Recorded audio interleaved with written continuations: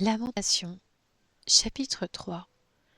Je suis l'homme qui a vu la misère sous le bâton de sa fureur. Il m'a poussé, il m'a fait avancer dans les ténèbres et non dans la lumière. Sans cesse il tourne et retourne sa main contre moi. Il a fait dépérir ma chair et ma peau. Il a brisé mes os. Il a érigé des constructions contre moi. Il m'a environné de poison et de douleur.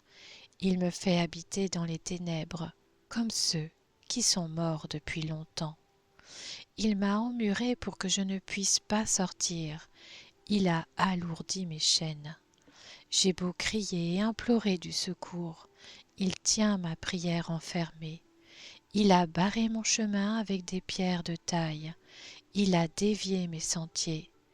Il a été pour moi un ours en embuscade, un lion dans un endroit caché. Il a détourné mes voies, il m'a mis en pièces. Il a fait de moi un homme dévasté. Il a tendu son arc et m'a dressé comme cible pour ses flèches. Il a fait pénétrer dans les profondeurs de mon être les flèches de son carquois. Je suis pour tout mon peuple un objet de moquerie. À longueur de journée, je suis l'objet de leurs chansons. Il m'a rassasié d'herbes amères, il m'a enivré d'absinthe, il a cassé mes dents avec des cailloux, il m'a piétiné dans la cendre. Tu m'as enlevé la paix, j'ai oublié ce qu'est le bonheur. Alors j'ai dit, je n'ai plus d'avenir, je n'ai plus d'espérance sans l'Éternel. Souviens-toi de ma détresse et de ma misère, de l'absinthe et du poison. Moi, je m'en souviens bien, et je sombre. Voici ce que je veux méditer pour garder espoir. Les bontés de l'Éternel ne sont pas épuisées, ses compassions ne prennent pas fin, elles se renouvellent chaque matin. Que ta fidélité est grande. Je le déclare, l'Éternel est mon bien, c'est pourquoi je veux m'attendre à lui.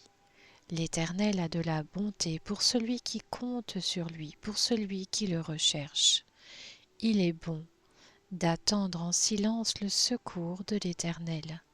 Il est bon pour l'homme de devoir se plier à des contraintes dans sa jeunesse, qu'il se tienne solitaire et silencieux lorsque l'Éternel le lui impose, qu'il mette sa bouche dans la poussière. Il y a peut-être de l'espoir, qu'il présente la joue à celui qui le frappe, qu'il soit rassasié d'insultes. En effet, le Seigneur ne rejette pas pour toujours, mais quand il cause du chagrin, il fait preuve de compassion, tant sa bonté est grande. De fait, ce n'est pas de bon cœur qu'il humilie, qu'il cause du chagrin aux hommes. Quand on écrase et piétine tous les prisonniers d'un pays, quand on viole le droit d'un homme devant le Très-Haut, quand on fait du tort à un être humain alors qu'il défend sa cause, le Seigneur ne le voit-il pas? Qui n'a qu'à parler pour qu'une chose se produise, si le Seigneur ne l'a pas ordonné? N'est-ce pas de la bouche du Très-Haut que sortent les malheurs et le bonheur? Pourquoi l'être humain resté en vie se plaindrait-il? Que chacun se plaigne de ses propres péchés. Réfléchissons à nos voies, examinons-les et retournons à l'Éternel. Élevons notre cœur tout comme nos mains vers le Dieu qui est au ciel.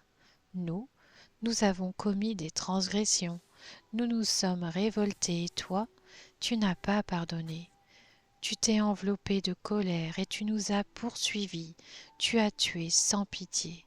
Tu t'es enveloppé d'un nuage pour empêcher la prière de parvenir jusqu'à toi. Tu as fait de nous un objet de mépris et de rejet au milieu des peuples. Tous nos ennemis ouvrent la bouche contre nous. Nous avons connu la terreur et le trou, la dévastation et la ruine. Des torrents d'eau coulent de mes yeux à cause du désastre qui frappe la fille de mon peuple. Mon œil fond en larmes sans repos, sans répit, jusqu'à ce que l'Éternel regarde et voie du haut du ciel. Mon œil me fait souffrir à cause du malheur qui s'est abattu sur toutes les filles de ma ville. Ils m'ont pourchassé avec persévérance, comme si j'étais un oiseau, ceux qui sont mes ennemis sans raison. Ils ont voulu mettre fin à ma vie en me jetant dans un puits et m'ont lancé des pierres. L'eau a submergé ma tête. Je me disais, je suis perdu. J'ai fait appel à ton nom, Éternel, au plus profond du puits.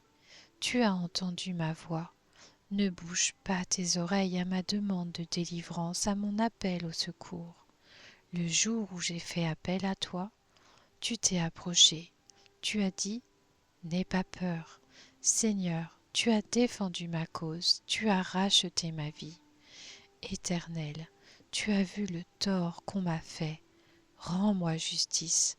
Tu as vu leur soif de vengeance, tout leur complot contre moi.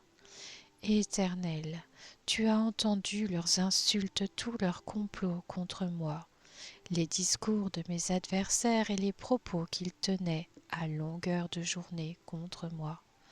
Regarde, qu'ils restent assis ou se lèvent, ils se moquent de moi dans leurs chansons.